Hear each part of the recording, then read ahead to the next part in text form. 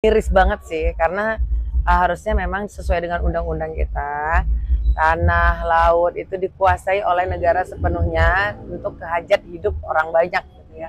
Jadi nggak boleh tuh ada satu orang raksasa, perusahaan raksasa ataupun naga-naga apapun itu, ataupun artis atau apa siapapun nggak boleh menguasai laut Indonesia.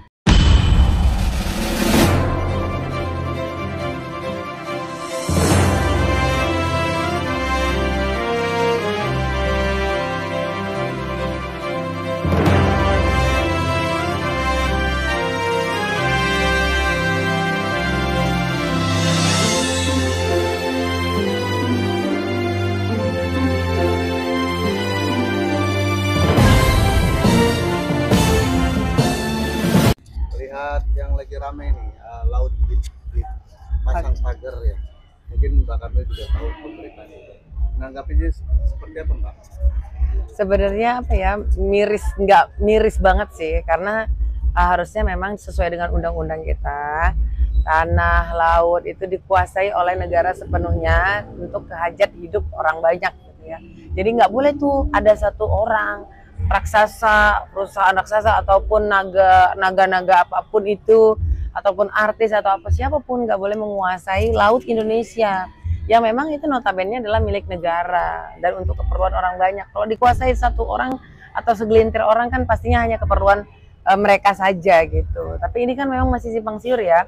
Tapi itu diteliti memang sudah dipagari sudah cukup lama itu, karena dilihat dari peta zaman tahun berapa yang beredar sekarang itu dipagari udah terlihat dari di foto gitu, dari satelit ada pagar memang di sana dan berkotak-kotak seperti tanah. Dan saya pernah tahu juga memang ada orang yang menjual. Jadi ada orang yang menjual ke saya bingung juga apa ini yang dijual gitu. Ya itu. Udah terbukti itu. Saya pernah ditawari. Nah, cuman kebingungan aja gitu. Jadi nggak mendalami lebih lanjut. Terus nggak lama heboh segini, mungkin orang jual karena dia tahu mau heboh kali ya, jadi akhirnya dia jualin gitu. Luar biasa sih, saya bingung juga. Nanti di situ saya baca ya, karena saya ditawarin pasti saya baca itu hak guna bangunan. Jadi kayak mereka kayak seperti BOT gitulah ya, mungkin menguasai berapa puluh tahun untuk dikelola gitu. Jadi memang ini kita harus ini nih, pada saat mungkin udah seperti ini harus diserahkan kepada negara, mungkin sudah tahunnya ya. Terus langkah ke depan apa buat pendapat Mbak Kamil sendiri yang terbaik dan tercepat gitu, supaya bisa, karena ini udah dihujat oleh masyarakat rakyat besar di di Tangerang semuanya, bagaimana?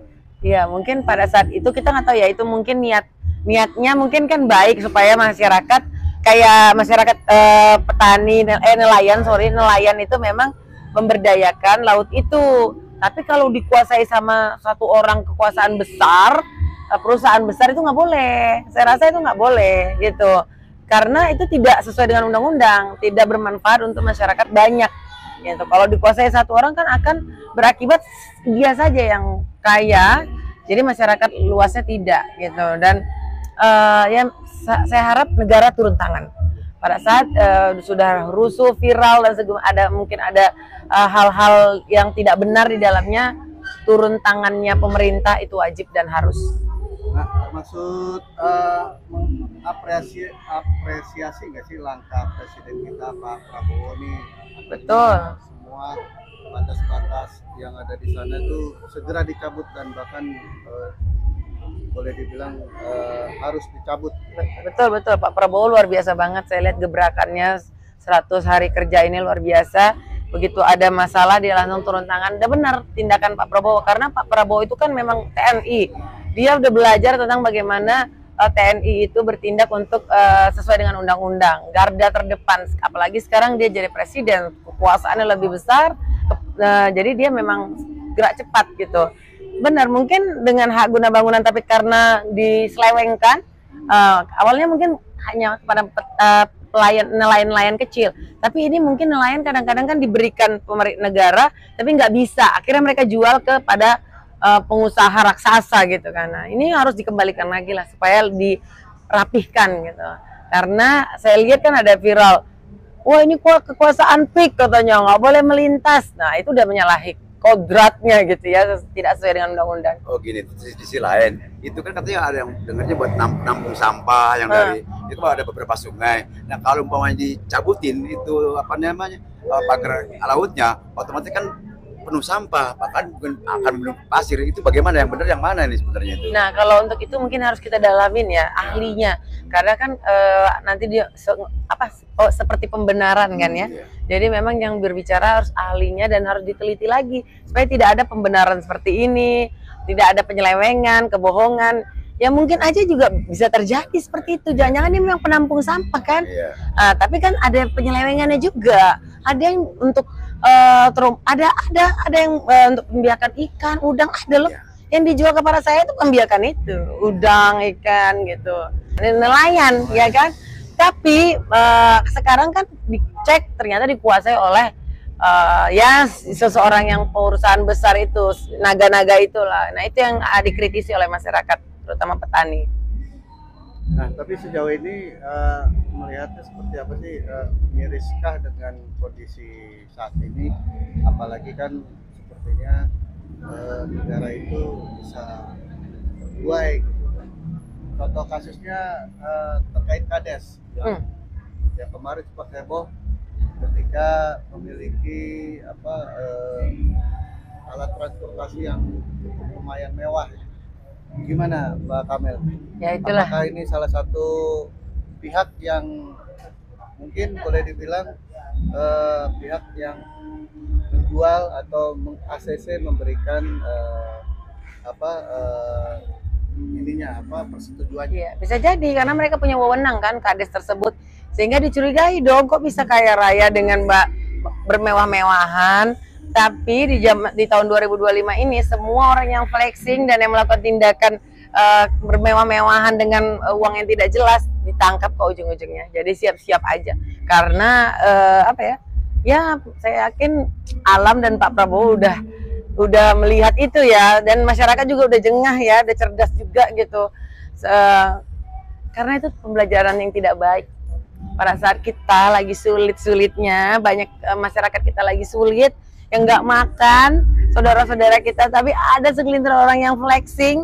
Coba bagaimana itu mereka melihatnya dengan media sosial? Media sosial bukan jadi pembelajaran, tapi jadi tempat untuk saling saling kayak memperlihatkan nasib yang berbeda gitu. Itu yang tidak baik. Oke, pesan moralnya apa Mbak Kamel? Pesan moralnya pada saat kita di atas, tapi kita tetap harus nginjak bumi. Nah, jadi buat teman-teman yang flexing, buat orang-orang yang zolim ya kan, apalagi satu perusahaan yang mungkin terlalu menguasai, biar negara lah yang bertindak sekarang supaya lebih baik gitu aja. Oke, Harapan kedepannya? Harapan kedepannya pastinya semoga lebih baik lagi Indonesia, lebih hebat, lebih keren gitu ya, biar jadi perekonomian juga meningkat. Oh, iya. Terus kegiatan untuk bulan Ramadan apa nih yang sedang ini? Oh ya, kebetulan bulan Ramadan kita itu ngadakan qosidah, jadi kejuaraan qosidah di seluruh nasional, seluruh Indonesia, terutama Jabodetabek lah ya. Kenapa? Karena memang omku itu kan, aku tuh dari keluarga Korea dan qosidah gitu, jadi aku suka aja gitu. Saat itu kita berniat untuk yuk kita supaya qosidah itu diminati oleh Gen Z, Gen millennials, gen-gen yang muda-muda itu, sehingga menarik perhatian mereka untuk mempelajari Islam dan Al-Quran. Oh ya, untuk sedekah sama sekalian yatim piatu seperti yang sudah apa tetap berlanjut? Iya pasti karena menjelang bulan suci Ramadan kita kan berlomba-lomba mencari amal, ya udah itu bagian dari kegiatan kita berlomba-lomba itu. Walaupun setiap hari bisa, tapi kita memang fokuskan di bulan Ramadan. Gitu. Oh ya, ucapan doa terakhir menjelang ucapan untuk doa untuk bulan puasa apa doanya? Ya pastinya bentar lagi kan seperti akhir Maret mau bulan suci Ramadan, pastinya kita ya lebih mensucikan diri lah, lebih yang tadi vertikal ke Tuhan, dan pastinya saudara-saudara kita yang Gongsi Pacai juga selamat Imlek. Kita di Indonesia rukun beragama, apapun itu semua kita sama, yang penting kita saling menghormati. Oke, makasih.